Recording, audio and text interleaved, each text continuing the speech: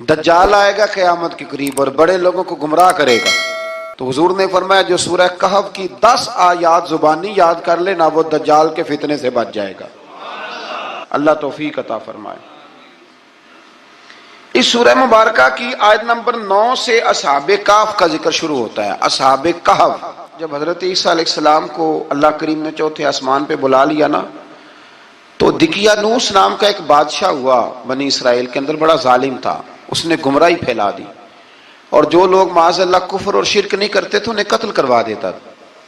تو 7-8 نوجوان اپنا ایمان بچا کے بھاگے.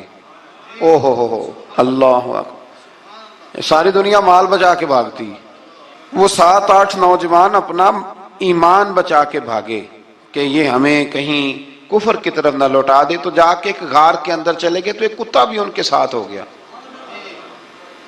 انہوں نے کتے کو بڑے روڑے مارے کہ یہ اگر بھونکے گا، آواز نکالے گا تو ہم پکڑے جائیں گے، ہم نے تو چھپنا ہے. پر اس کو نہ ولیوں سے پیار ہو گیا تھا. اس نے کہا بھگاؤ جتنا مرضی مجھے، فطرت میری ہے کہ میں بھونکتا ہوں، پر جب اللہ کے ولی ہوں تو پھر میں ادب کرتا ہوں. یہ قرآنی واقعہ ہے. اچھا، یہ عین وہ واقعہ ہے قرآن مجید کا کہ جو بہت ساری چیزوں پر ویسے ہی نص ہے اور بہت ساری زبانیں ویسے ہی گنگ ہو جاتی. تو وہ 6-7 لوگ تھے، وہ چلے گئے غار کے اندر، جا کے انہوں نے پناہ لے لی. بادشاہ کو پتہ چل گیا کہ غار کے اندر ہے. اچھا، اللہ کی قدرت، جیسے ہی داخل ہوئے انہیں نیند آ گئی، یہ سو گئے. اور قرآن مجید کہتا ہے، قرآن مجید کے یہ لفظ ہیں کہ کتا غار کے منہ پر بازو پھیلا کے بیٹھ گیا، گویا اپنے مالکوں کی خدمت کر رہا ہے. اب میاں صاحب کی ایک بات کر لیں درمیان میں. میاں صاحب فرماتے ہیں جنہ تناں وچ عشق نہ رچیا، کتے ہونا تھی چنگے، اور چلو مالک دے کر راکھی کر دے، صابر بھوکے ننگے. یہ دیکھو نا کہ اتنا تو ان کے اندر بھی کمال ہے. اپنے نا دونوں بازو پھیلا کے، کتا بھی غار پہ بیٹھ گیا. ان کو نیند آ گئی. بادشاہ نے پتہ کرایا کہاں بھاگ کے گئے، تو کہا وہ غار کے اندر ہیں. بادشاہ کہنے لگا کہ ان کی سزا یہ ہے کہ ایک دیوار چن دو غار کے منہ میں، غار کوئی بند کر دو. جس بندے کی ڈیوٹی لگائی نا غار چننے کی، بندہ بڑا نیک تھا، اس کو دیوار بنانے کا ذمہ دیا. اس نے نا دیوار بھی بنائی اور ایک تختی پہ نا سب کے نام لکھے، اور وہ تختی ایک صندوق میں رکھ کے وہاں بند کر دی. اور اسی طرح کی ایک تختی اس کے نیچے لکھا کہ ایک تختی ان کے ناموں کی نا میں مال خزانہ میں بھی بند کر رہا ہوں. اللہ تبارک و تعالیٰ کی قدرت کے بعد مفسرین نے لکھا ہے وہ 100 سال تک سوئے رہے، اور بعض نے لکھا ہے کہ 300 سال تک سوئے رہے. 300 سال کے بعد اس طرح ہوا کہ حکومتیں بدل گئیں. بیدروس نام کا ایک بادشاہ آ گیا، وہ بڑا نیک دل تھا. اس نے ہر طرف حضرت عیسیٰ علیہ السلام کی شریعت کا پھر سے نعرہ بلند کیا. اب نا کچھ لوگ ایسے تھے جو منکر ہو گئے تھے کہ مرنے کے بعد دوبارہ کیسے اٹھیں گے. بادشاہ ایک دن حجرے میں گیا، جا کے دعا مانگی، یا اللہ کوئی ایسی بات دکھا جس سے لوگوں کا ایمان پکا ہو جائے. اس طرح کے بھی بادشاہ ہوا کرتے تھے. تو رب کریم نے کہا میں نے تو پہلے یہ راز چھپا کے رکھا ہوا ہے، کھول دیتے ہیں. اس نے دعا مانگی، اور ادھر کیا معاملہ ہوا، ایک چرواہا بکریاں چرانے والا وہاں سے گزرا. اس نے سوچا یہ دیوار ہے، اگر اس کا منہ کھول لوں نا کبھی تو میری بکریاں یہاں تھوڑا سا دھوپ کے اندر سستا لیا کریں گی. اس چرواہے نے کیا کیا کہ اس نے وہ دیوار گرائی تاکہ میری بکریاں اندر جایا کریں. وہ دیوار گرائی تو اس نے اندر 6-7 لوگ سوئے ہوئے دیکھے اور کتا بھی سویا ہوا دیکھا. اللہ تبارک و تعالیٰ اپنی قدرت سے، اپنے فضل سے ان کی کروٹیں بھی بدلتا رہا. اپنی قدرت سے ایک طرف انسان پڑا رہے نا تو اعضاء گل جاتے ہیں، ان کی کروٹیں بھی بدلی جاتی، مناسب روشنی بھی دی جاتی، حرارت بھی. اس نے دیوار گرائی تو ان کی آنکھ کھل گئی. ایک دوسرے سے کہنے لگے آج تو بڑی گہری نیند سوئے ہیں یار، آج تو لمبی نیند ہی پوری کر لی.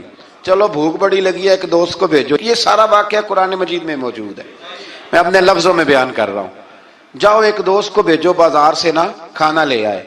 پیسے وہی 300 سال پرانی کرنسی. وہ جب نان بھائی کی دکان پہ گیا نا سامان لینے، اس کو پیسے دیے تو نان بھائی نے ہاتھ پکڑ لیا، کہنے لگا میاں تو کدھر سے آیا، یہ کون سے پیسے؟ اس نے کہا پیسے کاہے کہ میں بھی سوچ رہا ہوں کہ حالات بدلے ہیں، سارے حضرت عیسیٰ کا کلمہ پڑھ رہے ہیں، ماحول اور ہے. اس نے کہا تیرے ہاتھ کوئی خزانہ لگ گیا ہے. یہ تو ہم نام سنتے تھے کہ یہاں کوئی دقیانوس نام کا بادشاہ رہا ہے، کوئی خزانہ، بتا کہاں سے لیے، شور ہوا، حاکم شہر تک خبر پہنچی، بادشاہ تک پہنچی، اس نے بتایا کہ بھئی ہم تو دقیانوس کے ڈر سے بھاگے ہیں، کل بھاگے ہیں یا آج سویرے، اتنا زیادہ ہمیں پتہ نہیں، کل یا آج سویرے بس نا، اتنا سا ہمیں یاد ہے کہ ہم گئے تھے، بہرحال لوگ جمع ہو گئے، اکٹھے ہو گئے، غار تک پہنچے۔ اب جو غار کے اندر تھے وہ پتا کہتے کہتے لگتا ہے ہمارا دوست پکڑا گیا ہے، پکڑا گیا ہے، تو اب بندے جمع ہو گئے، وہ اندر ڈر رہے تھے، تسبیح کر رہے تھے، اللہ کو یاد کر رہے تھے، ادھر یہ پہنچ گیا۔ جب ان لوگوں نے یہ جیتا جاگتا رب کے فضل کا نمونہ دیکھا اور بادشاہ نے کہا کہ یہ کیا ہے، صندوق کھولا تو اس کے اندر وہ تختی لکھی تھی کہ یہ ان کے نام ہے، یہ دقیانوس سے ڈر کے بھاگے ہوئے ہیں، یہاں یہ سو رہے ہیں، اور اسی کی ایک تختی میں نے فلان جگہ بھی دفن کیا، وہ تختی بھی وہاں سے نکل آئی۔ اب سب لوگوں کی آنکھوں میں آنسو آئے اور سب کہنے لگے لا الہ الا اللہ، لا الہ الا اللہ، لا الہ الا اللہ، سب کہنے لگے ان اللہ علی کل شیء قدیر۔ جب ان کی بات پوری ہو گئی، لوگوں کے ایمان پختہ ہو گئے، تو اصحاب کہف کہنے لگے کہ ہمیں اب اجازت ہے، ہم پھر دوبارہ غار میں جاتے ہیں۔ وہ غار میں گئے تو رب نے پھر انہیں موت عطا فرمائی، نیند عطا فرمائی، تحفہ دیا۔ بادشاہ نے پھر اس کے آگے دیوار بنائی اور وہاں بادشاہ نے ایک مسجد تعمیر کرا دی، لوگ زیارت کرنے جاتے۔ یہ اصحاب کہف کا ذکر ہے۔ اب یہاں ہمارے مفسرین نے لکھا ہے کہ وہ جو کتا تھا نا، وہ بھی ساتھ ہی تھا۔ اللہ قیامت والے دن اسے انسانی، یا تو انسانی شکل ملے گی، یا جیسے رب کا فضل ہوگا رب کریم اسے بھی جنت عطا فرمائے گا۔ اس نے تبلیغ کی، دین کی، اس نے کیا کیا؟ تبلیغ کی، نمازیں پڑھی، روزے رکھے، حج کیا، 10 ہوتے صحیح اس کیتا کی۔ اسی آنکھیں نا خدا کے فضل سے ہم پر ہے سایہ غوث اعظم کا، ہمیں دونوں جہاں میں ہے سہارا غوث اعظم کا۔ لوگ پریشان ہو جاتے ہیں، کہتے ہیں کس طرح کی بات کرتے ہو؟ تو میں نے کہا اصل میں تیرا عقیدہ کچا ہے، وہاں تو کتا چلا جائے ولی کے پاس تو رب اسے جنت دے دیتا ہے، تو جھیکتا جاتا مومن جائے تو اللہ کیوں فضل نہیں فرماتا؟